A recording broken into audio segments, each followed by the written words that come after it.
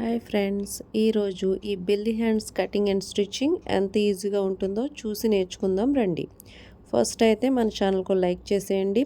ఎవరైనా కొత్త వాళ్ళు ఉంటే కనుక సబ్స్క్రైబ్ చేసుకోండి. ఇప్పుడు మెయిన్ పార్ట్ ఏదైతే ఉందో ఆ మెయిన్ పార్ట్ మనకి పల్చగా ఉన్నట్టయితే ఈ బెల్లీ హ్యాండ్స్ చాలా బాగా వస్తాయి.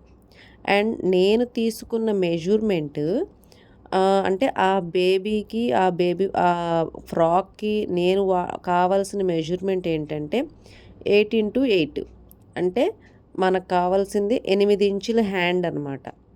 8 ఇంచుల హ్యాండు అంటే అటు 8 ఉండాలి, ఇటు 8 ఉండాలి. అంటే నేను స్క్వేర్‌గా తీసుకున్నాను క్లాత్‌ని. ఆ స్క్వేర్ క్లాత్ 8 ఇంచెస్ ఉండాలన్నమాట.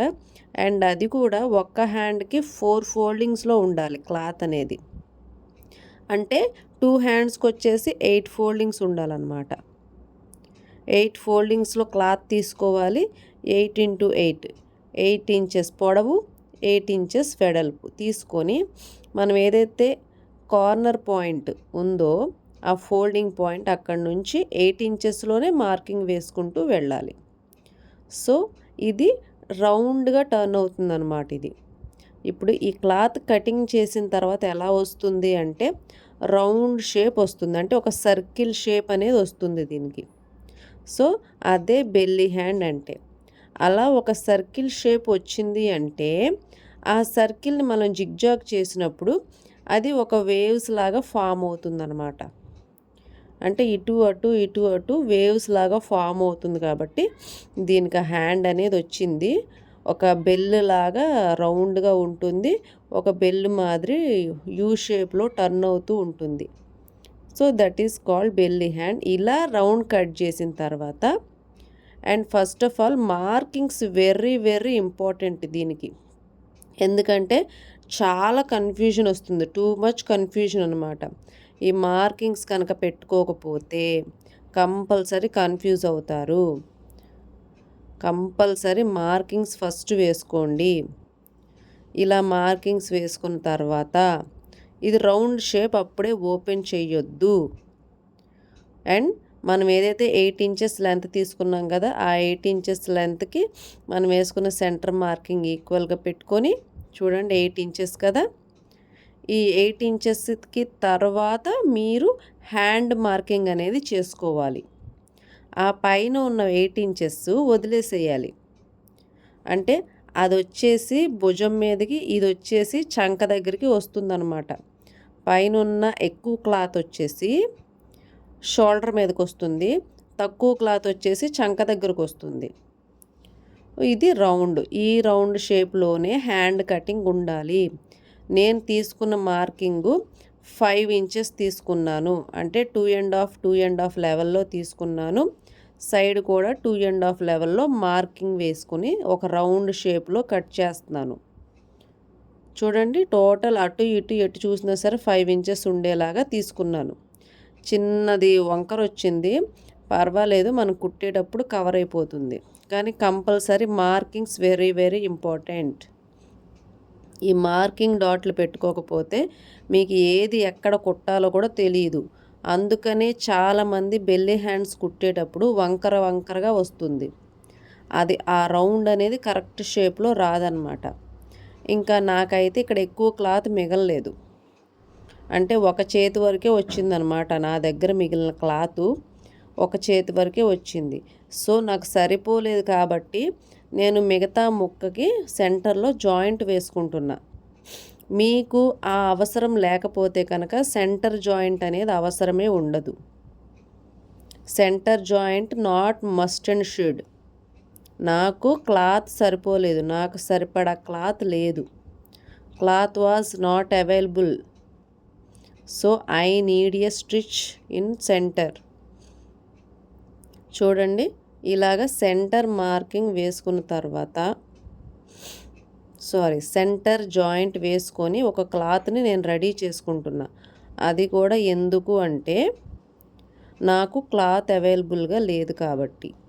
ఇలా వేసుకున్న తర్వాత దీన్ని కూడా లోపలికి ఫోల్డ్ చేసేసి మార్కింగ్ వైపు కాకుండా లోపలికి అలాగా మెయిన్ పార్ట్ వేదిక అలాగా టర్న్ చేసి చూడండి దీన్ని కూడా ఇలాగా ఫోల్డింగ్స్ వేసుకుంటున్నాను.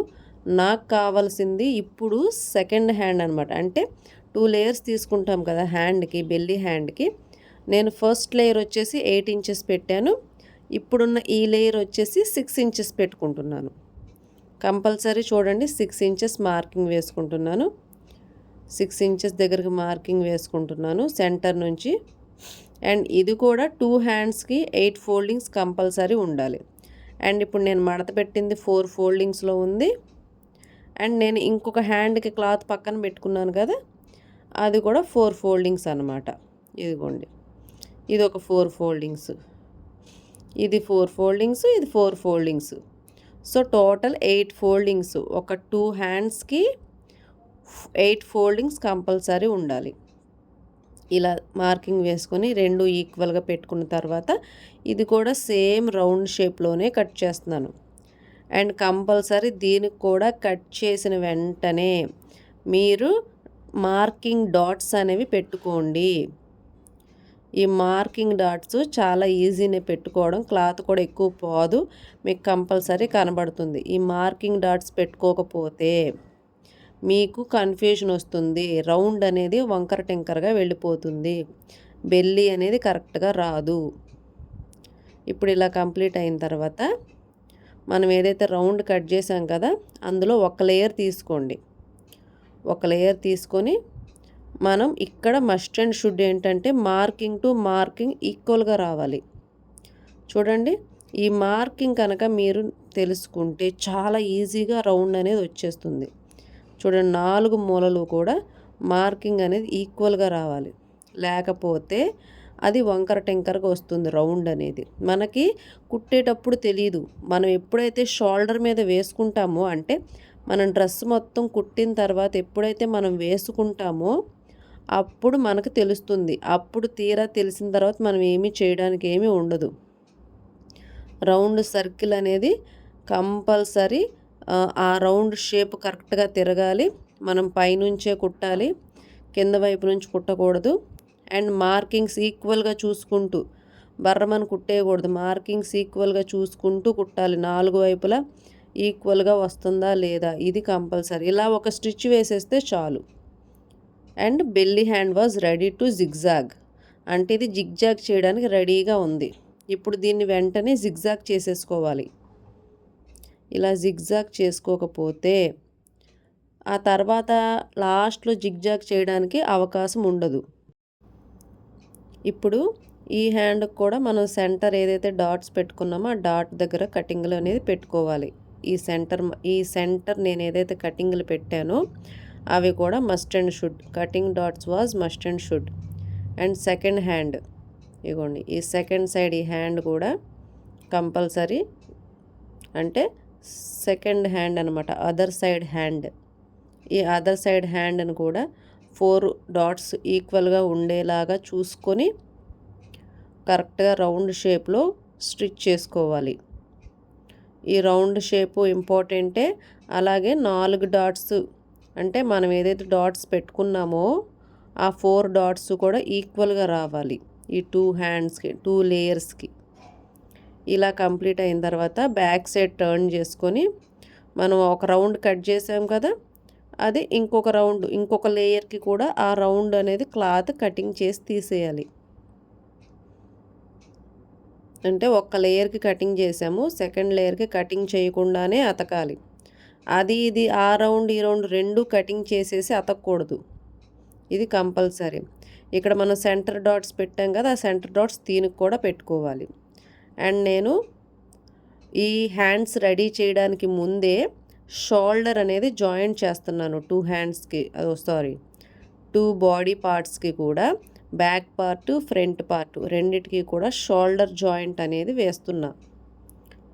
ఈ షోల్డర్ జాయింట్ వేసిన తర్వాత ఇది ఇలా పక్కన పెట్టుకోండి. నేను లైనింగ్ తీసుకున్నా. ఫస్ట్ లైనింగ్ ఏ లెవెల్లో తీసుకున్నానంటే మనం 8 ఇంచెస్ తీసుకున్నాము, అందులో హాఫ్ 4 ఇంచెస్ అయినా సరే పర్వాలేదు.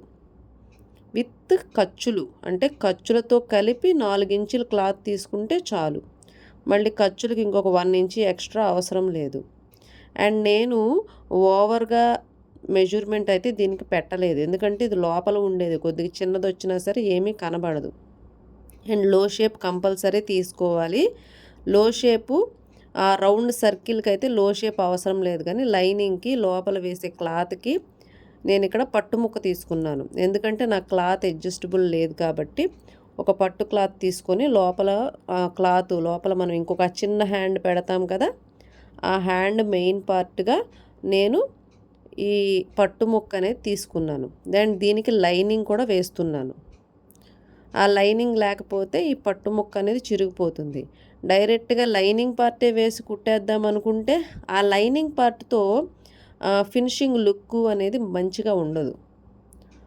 సో నేను లైనింగ్ పార్ట్ తీసుకున్నాను, అలాగే మెయిన్ పార్ట్గా పట్టు క్లాత్ తీసుకున్నాను. దీన్ని మనం హ్యాండ్స్ ఎలా స్టిచ్ చేస్తాము, దీన్ని లోడింగ్ చేయడం అంటారు. అంటే లోపల వైపు కుట్లు వేసుకొని దాన్ని తిప్పుతాం కదా, ఆ విధంగా కుట్టుకుంటున్నాను నేను ఇక్కడ. ఇలా ఒక స్టిచ్ 1/2 ఇంచ్ వెడల్పులో వేసేసి దాన్ని ఇదిగోండి ఉల్టా చేస్తున్నాను. ఉల్టా చేస్తే అప్పుడు అది ఏమవుతుంది, కుట్టు అనేది లోపలికి వెళ్ళిపోతుంది. కుట్టు లోపలికి వెళ్ళిపోయిన తర్వాత దాని మీద వెంటనే ఒక స్టిచ్ వేసుకోవాలి. అది కూడా నేను 1/4 ఇంచ్ గ్యాప్లో వేస్తున్నా స్టిచ్. ఎడ్జ్ కుట్టు వేయట్లేదు, అంటే చివరికి వేయట్లా కుట్టు, నేను ఒక 1/4 ఇంచ్ గ్యాప్లో కుట్టు వేస్తున్నాను అనమాట. ఇదిగోండి సెకండ్ హ్యాండ్ కూడా. అండ్ యాజ్ యూజువల్ హ్యాండ్స్కి ఏ విధంగా అయితే మనము రూల్స్ ఉంటాయి, లో షేప్ ఎదురు బొదురు రావాలి, లో షేప్ టు లో షేప్ ఆపోజిట్లో ఉండాలి, ఇలాంటి కొన్ని రూల్స్ ఉంటాయి కదా హ్యాండ్స్ కుట్టేటప్పుడు. అవన్నీ యాజ్ యూజువల్, అందులో ఏ మార్పు ఉండదు. మామూలు మనం హ్యాండ్స్ ఎలా స్టిచ్ చేస్తామో లైనింగ్ హ్యాండ్స్ అలాగే స్టిచ్ చేసుకోవాలి. అండ్ లోపల పార్ట్ వచ్చేసి లైనింగు మెయిన్ పార్ట్ కలిపి ఇలా ఒక అవుట్లైన్ స్టిచ్ అనేది వేసుకోవాలి. ఇలా అవుట్లైన్ స్టిచ్ వేసిన తర్వాత దీన్ని కటింగ్ కూడా చేయాలి. ఎక్స్ట్రా ఉన్న మెయిన్ పార్ట్ని కటింగ్ చేసేసేయాలి. టోటల్గా రెండు కూడా రెడీ చేసుకున్న తర్వాత ఈ మెయిన్ పార్ట్ అవుట్లైన్ ఉంది కదా, ఈ అవుట్లైన్ని కటింగ్ చేసేస్తున్నాను. ఇలా కటింగ్ చేసేసిన తర్వాత మనం ఈలోపు మనం జిగ్జాగ్ బెల్ట్ను కూడా రెడీ చేసి పెట్టుకోవాలి. నేను ఇక్కడ 4 హ్యాండ్స్ పార్ట్ని రెడీ చేశాను, ఎందుకంటే నేను 2 pairs కుడుతున్నాను అనమాట. అంటే 2 జతలు కుడుతున్నా, అంటే 2 లాంగ్ ఫ్రాక్స్ నేను డిజైన్ చేస్తున్నాను కాబట్టి నేను ఒకేసారి అన్నీ కూడా 2 తీసుకున్నాను. ఇక్కడ హ్యాండ్స్ కూడా 2 తీసుకున్నాను. అయితే ఇక్కడ 2 తీసుకోవడం వల్ల ఏమైందంటే ఏది చిన్న హ్యాండ్ ఏది పెద్ద హ్యాండ్ అనేది నాకు కన్ఫ్యూజన్ వచ్చింది.